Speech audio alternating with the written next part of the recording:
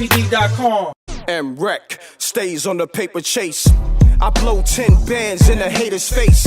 My music got my buzz in a greater place. These rappers not rich, no, I'm not convinced. These suckers lost their deals and been popping since. All these guys frauding with the opulence. Show me the receipts and the documents. Bet the conversation changed right there. You sleep on me, you catch a nightmare. Bless, King. How you? Bless. I can't complain. Yes, sir, Bangum. Oh, man, let's get right into it, man. I want to talk about Trinidad. What's the vibe out there, family? Oh, man, like, this the Caribbean, so, you know, we hot all year round. We got the most beautiful females in the world. You know what I mean? Beach life, like, it's beautiful. Like, this is a paradise, you know what I'm saying? Like, and this, speaking about Trinidad, because a lot of people still don't know Trinidad exists in the Caribbean. You dig? And this is actually one of the richest Caribbean islands. We got natural gas, we got oil, we got Pitch Lake. So, you know, we popping. There's a lot of money down here. And beautiful females, beautiful weather. Paradise, man.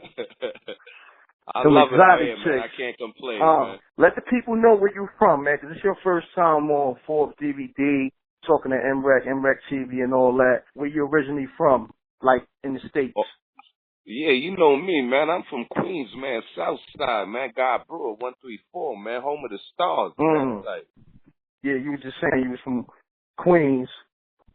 Yeah, I'm from Southside Jamaica, Queens, man. God Brewer, 134, man. The original G-Unit co-founder, man. I was the streets and the core G-Unit. Facts. Wow. I mean, what was your best times, you know, in the G-Unit days? Like, what was your best times, you would say? My best times was, like, before we got the bag. You know, when we was, when we was broke, really grinding for it to really... Because all odds was against us. For the people that don't know, like, that's when Murder Inc. was the hottest label at the time, and we was going up against them. So we was getting blackballed a lot, so we had to put a lot of pressure in. So, you know, like, that energy and that grind, I say, that whole G-Unit, the mixtape era, like, before the deal with M and Dre, that was the best days of G-Unit to me. Because we all got on our knees and, like, prayed for this together, like, you know what I mean? Like literally on your knees praying? Yeah, like literally, like not like literally, like literally, like got on our knees, prayed together, like literally, and you know, to see our dreams come true, you know, that's a blessing. But the beginning of the grind was the best to me. Yeah, the beginning of the grind was the greatest memories. Cause we ain't never really expect to take it to that level we took it to. Like, that was insane at the time, man. Like, yeah. Epic. That was epic. Yeah. Definitely. So history, where did it go and you know wrong and that's history, and I'm just thankful to be a part of history, man. Oh yeah, that's a legacy forever. Historic. So in your eyes, where do you see it went wrong at? Like, what was like the first signs you see it, you know, it was to keep it real, I can speak about it now because I'm a grown man. I was a little too ignorant. I was a little too wild. And at that time I didn't understand because we blew so fast. Like, remember, we came from the streets wilding. Then overnight we get a call, yo, $1 million. Then everything changed. Like, we all over. Like, things changed too fast. So my transition to just calm down, like, I ain't catch up yet. Like, I know wildin', I know the streets still, and I still had to protect old boy. And remember, we was applying a lot of pressure, so we couldn't just ease off dudes yet. And I didn't understand that where 50 was like, yo, dog, we made it now. Like, fuck niggas. You know me, I was still mad at niggas try to violate my top dog. So that's how I took it. So, you know, but that's where we went wrong at. I still wanted to shed blood. I wasn't satisfied yet. You did? Because they wanted top dog and they violate Big Homie. But Big Homie just wanted me to chill and like, yo, be easy, my nigga, we made it. Like, yo, I love you, my nigga, thanks for everything. We hear that. But I didn't understand at the time, you heard? My loyalty supersedes my intelligence at the time. That's some real shit for you to, you know, mature and say that right now. Some real shit. I salute you on that. No, because it's real. Like, I you know, I'm older now. I'm 36 now. Back then I was 21, 22. You know, I've been through some real shit after G Unit, man. I went to jail. We went to war in jail with old heads. I wound up getting cut. Got niggas cut. You know what I mean? Then getting deported. Then, you know, had to start my whole transition over. And, you know, just God bless me, you know, to still be here and still be relevant and doing major things still. Facts, man. So I want to go into, you know, Freaky Child. That's your cousin, right? No, that's Domination, cousin. Oh. Free Domination. Oh, okay. Yeah, that's my family, man. Though. That's my big bro. That was my first role model and mentor. Rest in peace, Freaky Ty. That's my big homie. That's who schooled me to the game. He had me touring at 14. I'm in shows at 14, clubs at 15. We going to strip clubs I can't get in. I was outside. They used to just sell mad liquor for me. They dropped me off to junior high school in limos. Like, that's my big homie. I love them, man. They was the first ones to embrace me. Like, they was the ones to put 134 on the map for the young heads who don't know, because I know it's a whole new era of guys now. That when we was running the streets, they was babies and they adults now, so they wouldn't know the real Jamaica Queens legacy. But 134 God Brew, Freaky Ty, the Lost Boys was the first one to put God Brewer on the map, 134 on the map. And I was running with them since I was like 12 or 13. That's deep. Yeah. When the last time you spoke to rest in peace to the big homie though, like. R.P. That's the realest guy I ever met in my life, dog. I used to watch him take us to Jamaica Ave and just buy us all the latest Pumas, Carhartts, everything. Like, that guy had so much love for his hood and community. He still take dollar vans, everything. Like, he had it there. You can see him on a dollar van. You know what I'm saying? Like, you can see him walking with his 2 pits from God Brewer to Lincoln Park. Like, so yeah, videos on BET and still was in a dollar van. Yeah, facts. Wow. And those the guys that molded me, so I got a lot of morals and principles to them. That's why I'm so attached to the hood. I could never say fuck the hood, because the hood is who embraces, and that's the foundation. So you can never say fuck the foundation, because if you move the foundation, everything will collapse.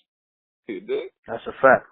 That's a fact, because I don't see a lot of people repping Freaky Ty, you know what I'm saying, as they should, you know what I mean? But R.I.P. Freaky Ty, you know. Yeah, because his brother J-Ball, my big homie, like, them my niggas to this day. Like, I'm a 134 banger for real. Like, don't nobody get busy like 134 like me. I don't need to exaggerate, but you can ask any nigga from Queens or whatever. When it comes to Southside, niggas don't put that drilling like we drill. You know what I mean?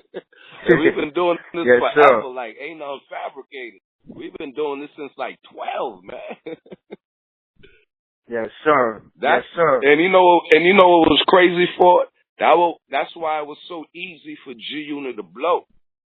Because remember, with the mixtape, I was the nigga going to hood myself and dropping off mixtapes. The G Unit mixtapes to the hood, because remember, Shot Money and them and Who Kid, they just used to drop it off to the distributors. You know what I mean? Me, I'm in the hood actually dropping this off to the gangsters hood to hood, because every hood knew me, because when we was little in the Lost Boy era, we really went to war against all these other hoods. Woodhall, Shadyville, like everywhere. Like, that's how I know these guys. They know me from banging since I was a little kid, junior high school, you know what I mean? Got you. So you was putting work in the streets as well as putting that work in the streets with the mixtapes and everything else. Yeah, promotion, everything. Wow, you putting in crazy work. Man. Crazy work. Facts. It wasn't just shooting. Remember, I was the nigga in the streets. No disrespect to Fifth, but he was recuperating at the time. So, you know, he had a lawyer. Nigga, I'm doing everything for Top Dog. That's Top Dog to this day. Like, I never take nothing from homie, you know what I mean? That nigga put me in a position, and I can't say we all put each other, we all played a part, but his vision made me the man I am, you dig? His vision, it was his vision, because if it wasn't for his vision, we wouldn't have accomplish what we accomplished. You know? So that's top dog forever, nigga. Yeah, nah, definitely. Salute to 50 for having a vision and y'all, you know, making a legacy with that whole G Unit movement. You know, and that's one thing he can never take from me. Like, he could. That's why he never say nothing bad about me. All he could say is, "Yo, Smurf is my baby." You know, I respect him. He could say all that. Like, that's nothing. Like, you know, he could say that. You know what I mean? That's the only thing bad or negative he could say about me. Yo, that's my baby boy. You know what I'm saying? But other than that, salute to them niggas. Yeah, them niggas doing them. That's my son, godfather at the end of the day. You know what I mean? So you live and you learn at the end of the day. You know? I'm yes, sir. Everybody's my growth. I'm doing good for myself. I'm not mad at nobody. I'm at peace. And it is what it is.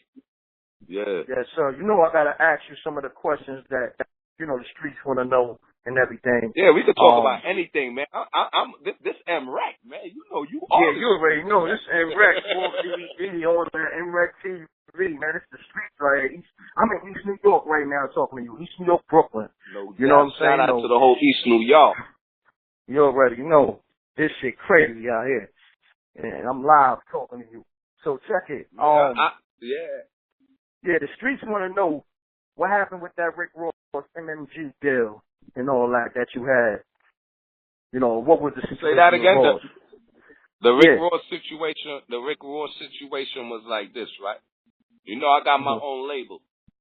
My label is Feed the Wolves Entertainment. I had an artist at the time I used to work with, Maybach Dice. You know what I mean? So I was never signed to Maybach Music. I got Dice in the situation with Maybach Music through my company, Feed the Wolves Entertainment. Okay, so it was a joint venture. Say that again? It was a joint venture. Yes. It would have been a joint venture for Young Dice, Maybach Dice, what he called himself now, if the deal would have went through. But I guess whatever, remember, I'm in Trinidad, right? I linked Dice and Ross. So whatever went bad between them, I guess his work ethic wasn't up to par, whatever the situation may be. Because I used to have him in Ross' face by itself. Like, Ross would go on tour, Dice there in Atlanta, him and the engineer there in the house, you know what I mean? But I guess Dice wasn't producing enough work ethic that he needed to see. You know, and then Dice actually got caught up in some street shit that I don't really want to talk about. Everybody knows what happened in it. He went left field with it, and all of that played a part of the situation. So I can't get mad at Ross for that. Like, at the end of the day, he just got over his situation. We don't got to talk about that. Everybody know what I'm talking about. So to have another situation like that, I guess he felt like, yo, you know, like, so I can't get mad at that on the business level. The only reason I got upset with Ross, like he broke ties with me. You dig? Like, I can't get Ross on the phone. Yeah, I can't get Rose on the phone right now. Wow. You know what I'm saying? I can't get him. I could get Gucci Poochie on the phone. Like, Gucci Poochie, my nigga. Shout out to Gucci. You know what I mean? But I think him and Ross had a fallout. I don't know if they cleared that up or straightened that out. But you know how the game go. But I'm not mad at the end of the day, because at the same time, I'm a real nigga and I'm a grinder. I do me. But you know, I'm thankful for the opportunity at the same time. You know, it's just another business move. You know, another check under my belt. Not all situations work out. But I was never signed to Maybach Music. I was repping Maybach Music because if we was going to do a joint venture, you know, but it ain't worked out. Such is life. Got you. Now, you coming from, you know, that whole G-Unit movement, and then you linking with Ross, like, what was those conversations like? Because you was like, you know, really G-Unit. Like, outside of you putting work in the street, you was G-Unit. You just didn't rap like that. You think what I'm saying? So, like, what was the conversation with Ross in terms of y'all doing business? Yeah. Like, was he leery at first to do business with you? Yeah, that was fact. Yeah, you know, yeah. Because remember, I'm a street nigga. And when you hear certain shit about me, like, niggas will be intimidated a little bit. Even the coldest niggas, when they meet me, is a little intimidation. But I'm a normal nigga. I'm a cool nigga. You know what I mean? The conversation, like, was like, yo, man, at first, I'm going to keep it real. He wanted me to get in contact with Shaniqua. Oh, 50 wow. baby moms. That was our first conversation, to keep it real.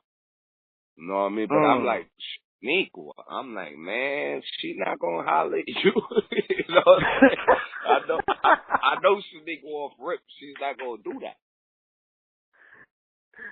No matter how bad baby she mom, got 50, yeah. Yeah, even my baby mom, we not dealing together. She got all my kids. My enemies could never go at her. And shot, no, that wouldn't happen because, like, remember, we real street niggas. We mold our females. You know what I mean? They could be how mad or how pissed off or upset or whatever. You know what I mean? But that was she ain't fucking with the enemy. Yeah. Yeah. So I told him straight up, like, I told him straight up, like, I don't think that could happen. Shaniqua was not that. Okay. You know, then he was like, yo, just jump on some tracks for me. Then you know me, I'm like, yo, my Instagram is BanghamFDW. You know what I mean? My Twitter is BanghamSmurf_FDW. My Facebook is Daniel Caliste. That's CALLISTE. Man, shout out to Forbes DVD, man. The hottest shit of the streets, man. Shout out to old Brooklyn. Shout out my homie M.Reck. Shout out my dog Doggy Diamonds. You know what I mean? I got one in with Doggy Diamonds already. This is my first one with M.Reck. So shout out to M.Reck, man. We got another classic on our hands. You know we gonna do numbers, you dig? I just want everybody to see my dope. Shout out to ForbesDVD.com, because we finna make the Forbes headlines soon.